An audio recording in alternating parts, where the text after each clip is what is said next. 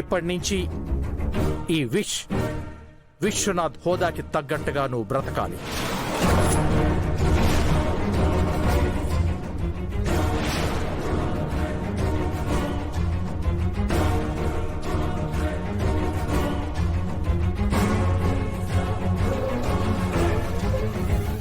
అలాగే.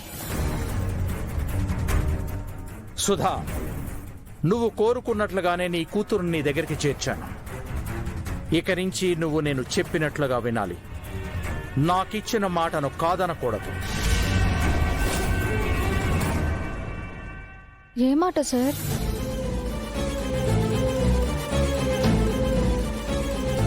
తన కూతురు దొరకగానే వైజాగ్ వదిలి వెళ్లిపోవడానికి సిద్ధంగా ఉంటానని నాకు మాటిచ్చింది.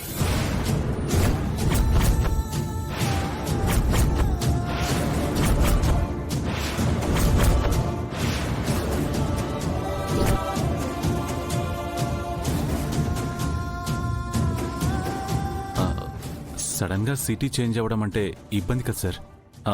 I mean academy, selections, moreover జడ్జిగా మీకు కొన్ని రెస్పాన్సిబిలిటీస్ ఉన్నాయి కదా. సో ఇన్ని రెస్పాన్సిబిలిటీస్ పెట్టుకుని షిఫ్ట్ అయిపోతే ఇబ్బందిగా ఉంటుందేమో అని. ఆఫ్ కోర్స్ ఇక్కడ నాకు చాలా కంఫర్టబుల్గా ఉంది. కానీ నా భార్యలో వచ్చిన మార్పు నాకు నచ్చడం లేదు. ఆ మార్పుకి కారణం కొన్ని దూరమైన బంధాలు దగ్గరవడం.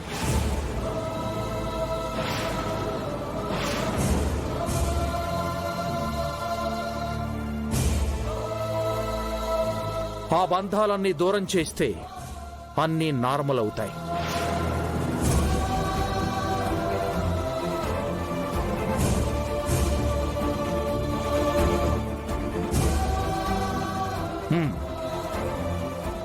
మీరందరూ ఇంతకాలం నా ఫ్యామిలీ మీద ఇంత కన్సర్న్ చూపించినందుకు థ్యాంక్ యూ వెరీ మచ్.